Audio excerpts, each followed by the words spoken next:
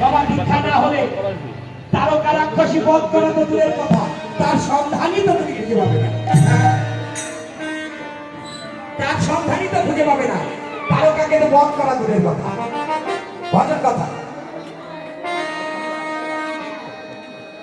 বাবা দীক্ষাতে হয় ঠিক না, 8 বছরের দীক্ষা, 12 বছরের শিক্ষা।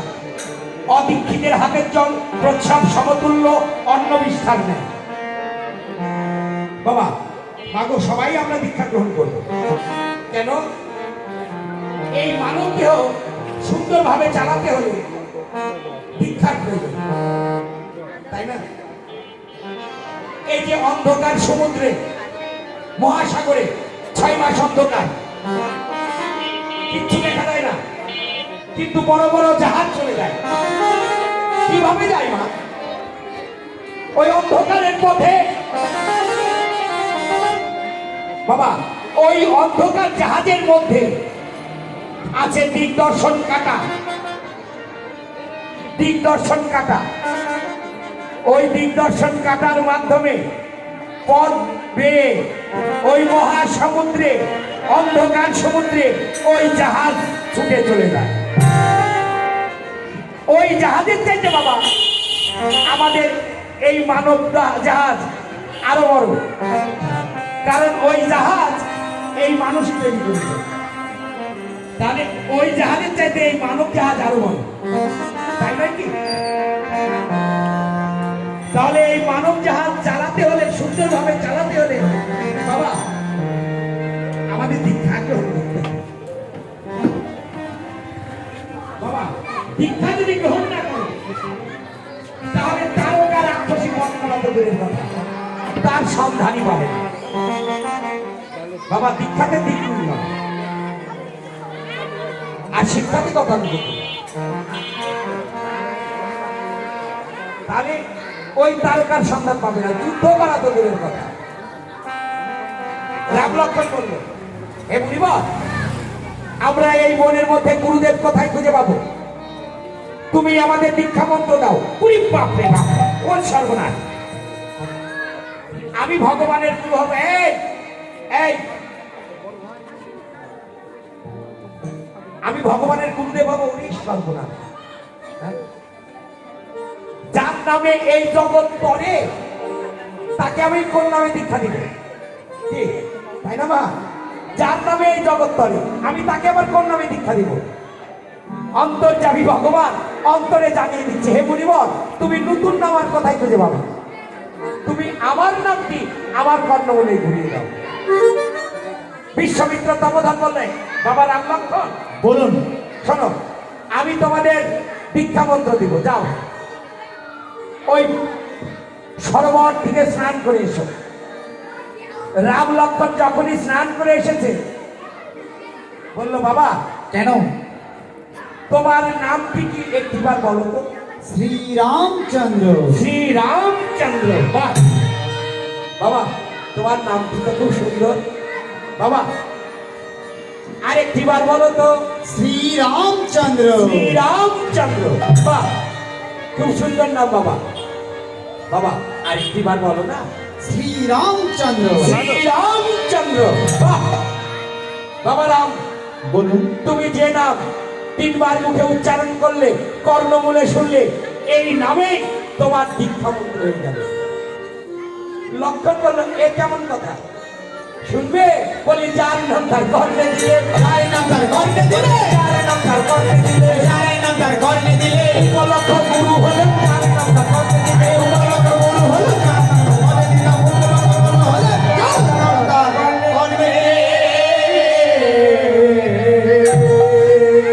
উপলক্ষ গুরু হলেন, যার নাম তার কর্ণে দিলে। এইরকম যদি হয় তাহলে তো বাবা মাগো গুরু শিষ্য তো আর দ্বন্দ্ব থাকে না। গুরু শিষ্য কি আর দ্বন্দ্ব থাকে? কিন্তু দেখা যাচ্ছে এই নামের যখনই ব্যতিক্রম হচ্ছে, অনেক জায়গায় দেখা যায় না, শিষ্য গুরুদেবকে এমন পিটাইছে বাবা, গুরুদেব ওই বাঁশের ঝাড়ের ভিতরে পুরো চলে গেছে।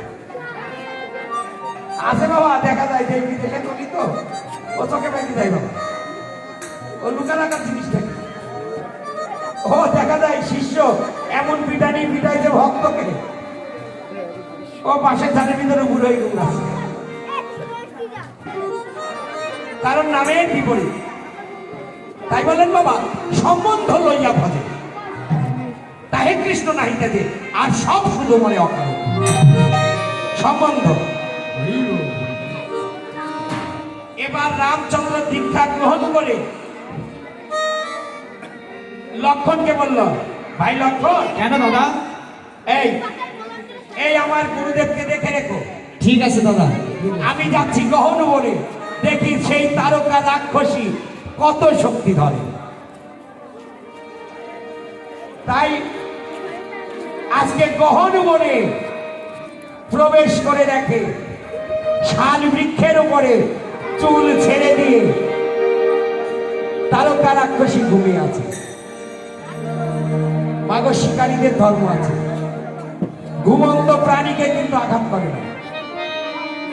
শিকারীদের ধর্ম আছে, যারা প্রকৃত শিকারী ঘুমন্ত প্রাণীকে আঘাত করবে না। ভজন কথা, কারণ ঘুমন্ত প্রাণীর সঙ্গে যুদ্ধ করে তো শান্তি নেই।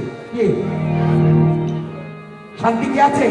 দেখা যাচ্ছে একজনা ঘুমিয়ে আছে আর একজনা বাইরেই যাচ্ছে। ও প্রকৃত শিকারীও যুদ্ধ করবে না। যারা প্রকৃত যোদ্ধা তারা ওই কুণ্ডলীর শক্তিকে জাগিয়ে নেয়, তারপর যুদ্ধে অবতীর্ণ হয়। তাই রামচন্দ্র জাগিয়ে নিচ্ছে, ওরে ধনুকে টঙ্কার, সিংহনাথ কম্পিত হলো এই ধরনী রে। ধনুকে টঙ্কার, ধনুকে টঙ্কার, ধনুকে টঙ্কার, ধনুকে টঙ্কার, ধনুকে টঙ্কার, ভগবান রে ধনুকে টঙ্কার। এত বলে ভগবান ধনুকে টঙ্কার, ধনুকে টঙ্কার, সর্বত্র মাথা লাগি কাঁপিয়ে উঠিল রে। ধনুকে টঙ্কার, নিদ্রা ভেঙে তারকা চারিদিকে চাই রে। ধনুকে টঙ্কার, সম্মুখেতে একটি বালক দেখিতে যে পাই রে। ধনুকে টঙ্কার, নবযুগল শ্যামপুরীতে নয়নে হেরিল রে। ধনুকে টঙ্কার, নবদুর্বাদল শ্যামমূর্তি নয়নে হেরেছে, আর চিন্তা করেছে আজকে আমি উদ্ধার হব। এ অন্তরের কথা আর বহির্জগতের কথা। বা ছোট্ট বালক এসেছিস আমার সঙ্গে যুদ্ধ করতে, ভালোই হয়েছে। মুনিদের পুরো মানুষের হাড় চিবাতে চিবাতে আমার রচনার তাৎপর্য নষ্ট হয়ে গেছে। চাকরি রূপে গ্রহণ করবো এই ভাষণা মনে। ধনুকে টঙ্কার, এত বলে রামচন্দ্র ধনুক ধরিল। ধনুকে টঙ্কার, ওই শিখবার ধনুকে অমনি বসালো। ধনুকে টঙ্কার, বিশ্বমিত্র দোহাই দিয়ে ওই শিখবানো মারে। ধনুকে টঙ্কার, দুই পদকের তারকার তাদেরকে পারে। ধনুকে টঙ্কার, চলিতে না পারে তারকা হামাগুড়ি দেয়। ধনুকে টঙ্কার, বড় বড় পাথর তুলে তখন আদি মারে। ধনুকে টঙ্কার, সালিক্ষ উফারিয়া তখন আদি মারে। ধনুকে টঙ্কার, এপাশ ওপাশ করে প্রভু সরিয়া যে পড়ে। ধনুকে টঙ্কার, এপাশ ওপাশ করে প্রভু